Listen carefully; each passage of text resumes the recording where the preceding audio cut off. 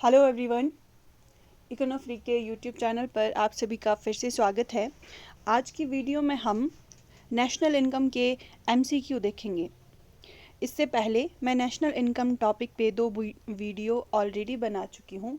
अगर आप इस एमसीक्यू वीडियो के सभी क्वेश्चन अटेम्प्ट करना चाहते हैं तो आप उन वीडियो को भी रेफ़र कर सकते हैं।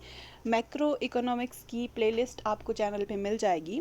आपको सभी वीडियो उस प्लेलिस्ट में मिलेगी। तो चलिए आज के लेक्चर को शुरू करते हैं।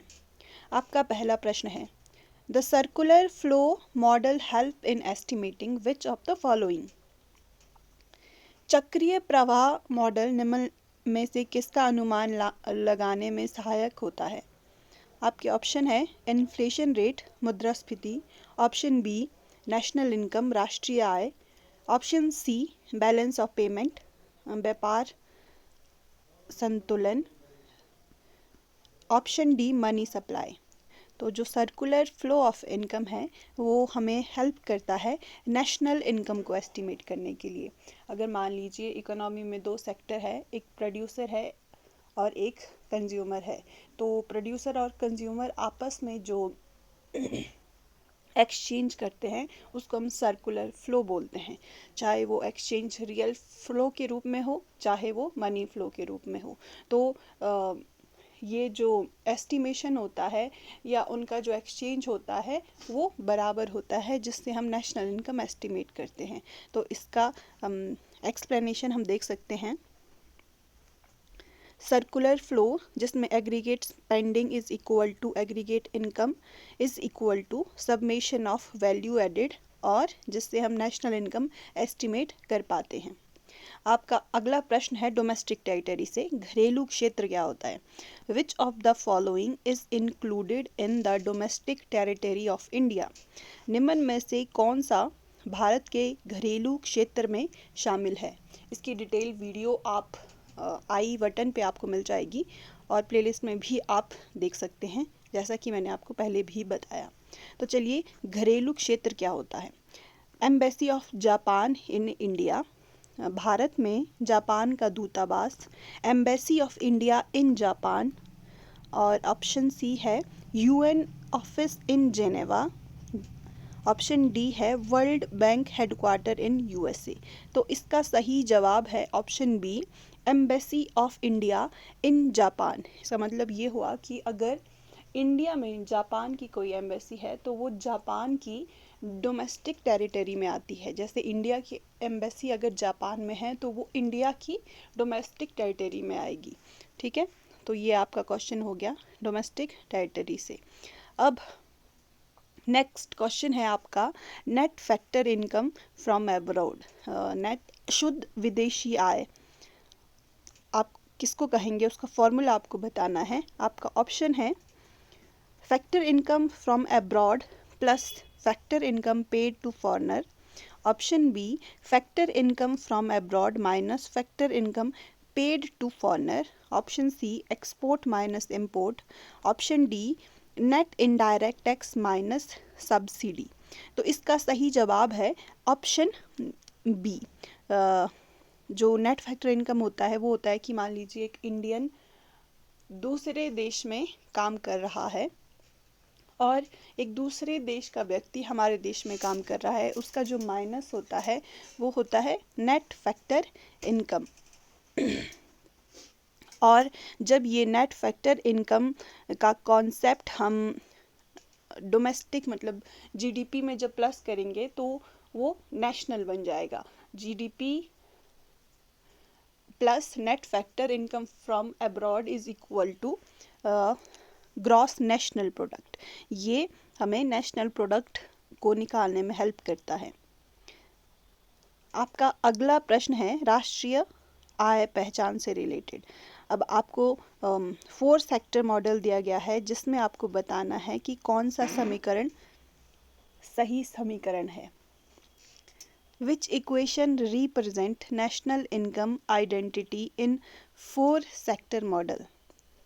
Option A y is equal to c plus I plus x, b option है y is equal to c minus I plus G plus S, C यहाँ पे कंजम्पशन है, वाई इनकम है, आई इन्वेस्टमेंट है, जी गवर्नमेंट स्पेंडिंग है और S saving है। Option C है Y income is equal to consumption plus investment plus government expenditure plus net of export. Option D है C plus I plus G plus M. तो इसका जो सही जवाब है वो है ऑप्शन सी। जो नेशनल इनकम है, जितने भी लीकेजेस होती हैं और इंजेक्शन होता है, नेशनल इनकम वहाँ पे बराबर होती है जहाँ पे leakages is equal to injection. तो इनकम में जब consumption, investment, government expenditure, net of export शामिल किया जाता है तो वो परफेक्ट इक्वालिटी की इक्वेशन होती है। देखिए इस वाली इक्वेशन में जो एस है वो लीकेजेस है, ना कि इंजेक्शन है। मतलब इससे फर्दर हम जो जैसे कि एक होता है इन्वेस्टमेंट, एक होता है सेविंग। जब इन्वेस्टमेंट हम करते हैं तो वो फर्दर हमारे इनकम जनरेशन को बढ़ाता है, लेकिन अगर इनकम का कोई पार्ट हम सेव कर लेते हैं तो अगर वो सेव ही रह गया तो उससे फर्दर इनकम जनरेशन नहीं होता है। तो ये डिफरेंस होता है इंजेक्शन और लीकेजेस में। इंजेक्शन क्या होता है कि उससे फर्दर इनकम जनरेशन होता है, लेकिन लीकेजेस उससे इनकम जनरेशन नहीं होता है। जैसे हम जो कंजम्पशन भी कर लिया वो दोनों साइड आएगा, लीकेजेस भी और इंजेक्शन भी, क्योंकि ये कंजम्पशन होता है कि हमने कुछ गुड्स का कंजम्पशन कर लिया, लेकिन जो कंजम्पशन होता है वो नेक्स्ट टाइम के लिए प्रोड्यूसर को मोटिवेट करता है प्रोडक्शन के लिए। तो इसीलिए कंजम्पशन को हम इंजेक्शन और लीकेजेस दोनों में शामिल करते हैं। देन आपका अगला प्रश्न है नॉमिनल जीडीपी और रियल जीडीपी के टॉपिक से। GDP expressed in term of current year is called. चालू वर्ष की कीमतों पर व्यक्त जीडीपी को क्या कहते हैं? Real GDP, net domestic product, nominal GDP and gross national product. तो जो जीडीपी होता है करंट ईयर पे उसको बोलते हैं हम नॉमिनल जीडीपी। ऑप्शन सी आपका बिल्कुल सही है। और जो बेस ईयर पे जीडीपी कैलकुलेट होता है वो होता है रियल जीडीपी। और जीडीपी को कैलकुलेट करने का बेस ईयर रिसेंटली चेंज हुआ है। क्या हुआ है? 2022-23। ये क्वेश्चन बहुत सारे एग्ज़ाम में आपसे पूछा जाएगा। बहुत सारे इंडेक्सेस जैसे आईआईपी, सीपीआई, जीडीपी, इन सभी का जो बेस ईयर है वो चेंज हो गया है। वो बेस ईयर क्या है? 2022। अब 2022-23। अब अगला प्रश्न है वैल्यू एडेड मेथड से। अगर आपको पता हो कि नेशनल इनकम एस्टिमेशन के 3 मेथड होते हैं, एक होता है प्रोडक्ट मेथड, एक होता है इनकम मेथड, एक होता है एक्सपेंडिचर मेथड। ठीक है, अब इसमें वैल्यू एडेड पूछा है आपका किस मेथड से? प्रोडक्ट मेथड से। तो आपके ऑप्शन है option A total output plus intermediate consumption, option B total output minus intermediate consumption, option C sales minus opening stock, option D NNP plus depreciation. तो इसका सही जवाब है ऑप्शन बी। वैल्यू एडेड क्या होता है? Total output minus intermediate consumption. Total output हो गया प्राइस इनटू क्वांटिटी, और जो इंटरमीडिएट कंजम्पशन हो गया कि इस किसी जीवीओ को प्रोड्यूस करने के लिए इनपुट कितने यूज़ हुए। तो इसीलिए इस तरह से हम जीवीए कैलकुलेट करते हैं। आपका अगला प्रश्न है इनकम मेथड से, और इनकम मेथड को कैलकुलेट करते समय हमें कौन कौन सी सावधानियां बरतनी चाहिए, उससे आपका ये क्वेश्चन है। Which is not included while estimating national income by income method. देखिए एग्ज़ाम में बहुत सारे क्वेश्चन ऐसे पूछे जाते हैं जिसमें नॉट पढ़ना हम भूल जाते हैं और क्वेश्चन गलत करके आते हैं, इसलिए एग्ज़ाम में नॉट वाले क्वेश्चन को बहुत ध्यान से पढ़ना है। ठीक है, आय विधि से राष्ट्रीय आय में क्या शामिल नहीं होता? Wages and salary, windfall gain, mixed income of self-employed and operating surplus। तो इसका सही जवाब है ऑप्शन बी। मान लीजिए आपको लॉटरी लग जाती है, लॉटरी लगने से जो आपको इनकम होगी वो नेशनल इनकम का पार्ट नहीं होगी। और इनकम मेथड के जो ये 3 कंपोनेंट है ये अपने आप में इनकम मेथड को एक्सप्लेन करते हैं। It means mix income method क्या होता है, income method is equal to compensation of employ जिसको वेजेस एंड सैलरी कहा जाता है, operating surplus and mixed income. Operating surplus हो गया जैसे फैक्टर ऑफ प्रोडक्शन है उसकी जितनी भी इनकम होती है, जैसे रेंट हो गया, इंटरेस्ट हो गया, प्रॉफिट हो गया, वो होता है जी आपका ऑपरेटिंग सरप्लस। और फिर अगर कोई सेल्फ एम्प्लॉयड है उसको मिलने वाली इनकम को हम मिक्स्ड इनकम कहते हैं। अब अगला क्वेश्चन आपका है एक्सपेंडिचर मेथड से, which represent an economic investment in national income calculation. राष्ट्रीय आय में आर्थिक निवेश का उदाहरण कौन सा है? आपके ऑप्शन है buying a newly constructed house for self occupation, option B buying a new share buying new shares in stock market, option C buying a new car by publishing house for delivering books, and option D A and C both। तो national income में क्या है ना कि हम double count नहीं करते। मान लीजिए एक बार जो हमने काउंट कर लिया उसको हम फर्दर काउंट नहीं करेंगे। अगर वो वैल्यू एडिशन कर रहा है तभी हम उसको काउंट करेंगे, अदरवाइज नहीं करेंगे। ठीक है, तो इसका सही जवाब है ऑप्शन डी, ए और सी बोथ। मतलब अगर हम नया घर लेते हैं जिससे हम कुछ अपना बिजनेस स्टार्ट करेंगे तो वो नया हाउस की जो वैल्यू है वो हम ऑलरेडी काउंट कर चुके हैं, लेकिन नए हाउस की वजह से जो इनकम जनरेशन होगा उसको हम नेशनल इनकम की कैलकुलेशन में इंक्लूड करेंगे। और देखिए कार अगर 5 लाख है, जैसे वो कंप्लीट हुआ उसका प्रोडक्शन जनरेशन, उसका हम वैल्यू कैलकुलेट कर लेंगे। अब वो कार फर्दर अगर किसी की इनकम को जनरेट करने में हेल्प करती है तब हम उसका कंट्रीब्यूशन को कैलकुलेट करेंगे, अदरवाइज नहीं करेंगे। मान लीजिए हमने निजी उपभोग के लिए कार को ख़रीदा है, तब हम नेशनल इनकम में उसको इंक्लूड नहीं करेंगे। ओके, तो इसीलिए ऑप्शन ए एंड सी यहाँ पे करेक्ट है।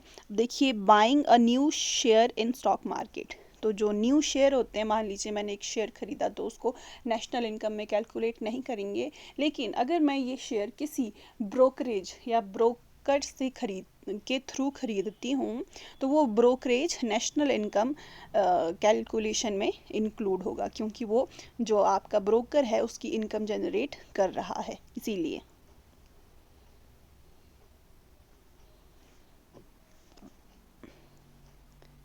आपका अगला प्रश्न है नेशनल इनकम एग्रीगेट से।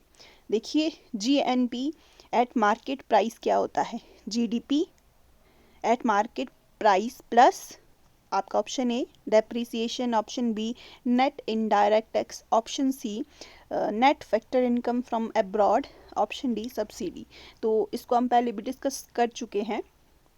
तो जब हमें डोमेस्टिक से नेशनल की तरफ जाना होता है तो नेट फैक्टर इनकम को हम जमा करते हैं, तो इसीलिए आपका ऑप्शन सी बिल्कुल सही है। Then growth rate of real GDP per capita का फॉर्मूला आपसे पूछा गया है। देखिए ये क्वेश्चन वो क्वेश्चन है जो आज से पहले बहुत सारे एग्ज़ाम में पूछे गए हैं, तो आप इन क्वेश्चन को ज़रूर अटेम्प्ट कर दीजिए। कई क्वेश्चन में इन फार्मूले से रिलेटेड आपसे न्यूमेरिकल पूछे गए हैं, कई में डायरेक्टली आपसे ये क्वेश्चन पूछा गया है। तो ग्रोथ रेट हम रियल पर कैपिटा इनकम की कैसे निकालेंगे? आपके ऑप्शन है growth rate of nominal GDP plus inflation, option B growth rate of real GDP minus growth rate of population, option C growth rate of real GDP into population, option D nominal GDP divided by real GDP into 100। तो इसका सही जवाब है option B. तो जो हमारा current price पे nominal GDP होता है उसमें इन्फ्लेशन इंक्लूड होता है, तो हमें रियल में जाने के लिए पहले उसका इन्फ्लेशन इफेक्ट घटाना पड़ेगा। तो उसके लिए हम ऑलरेडी पहले हम रियल जीडीपी लेंगे, क्योंकि इस क्वेश्चन में आपसे पूछा था पर कैपिटा, तो पर कैपिटा के लिए आपको पॉपुलेशन का ग्रोथ रेट माइनस करना पड़ेगा। तो अगर आपके इन 10 क्वेश्चन में से 9 या 10 क्वेश्चन ठीक हुए हैं तो आपकी तैयारी काफ़ी अच्छी चल रही है। 7 और 8 में भी आप ठीक है। अब अगर 5 या 6 क्वेश्चन आप अटेम्प्ट कर पा रहे हैं तो आपको ये कॉन्सेप्ट रिवाइज करने की ज़रूरत है। अगर आपका स्कोर लेस देन 5 है तो आप फिर से इस वीडियो को देख सकते हैं, कॉन्सेप्ट को समझ सकते हैं, और जो मैंने मैक्रो इकोनॉमिक्स की नेशनल इनकम पे 2 वीडियो बनाई है उनको भी रेफ़र कर सकते हैं। अगर आपको इस वीडियो का PDF चाहिए तो आपको टेलीग्राम चैनल ज्वाइन करना होगा। अब टेलीग्राम ज्वाइन करने का लिंक आपको मिलेगा चैनल के होम पेज पे। अगर आप यहाँ तक बने हुए हैं तो आपका बहुत बहुत धन्यवाद। और जो नेक्स्ट वीडियो है वो हमारी होगी क्लासिकल थॉट और केन्जियन थॉट पे, ठीक है। इसके साथ साथ जो इकोनॉमिक सर्वे है हिमाचल प्रदेश का वो भी हमने एक सीरीज चलाई है, क्योंकि आपका PGT इकोनॉमिक्स जो CBSE का है, HPRCA जो कंडक्ट करा रहा है, उसमें आपके लगभग 10 क्वेश्चन हिमाचल की इकोनॉमी से पूछे जाएंगे। तो आपके लिए बहुत ज़रूरी हो जाता है इकोनॉमिक सर्वे को देखना या हिमाचल की इकोनॉमी को समझना। तो आपका बहुत बहुत धन्यवाद यहाँ तक जुड़े रहने के लिए। अगर आपको वीडियो पसंद आती है, पसंद नहीं भी आती है, आप कुछ इम्प्रूवमेंट चाहते हैं, तब भी आप कमेंट सेक्शन में बता सकते हैं। Thanks for watching.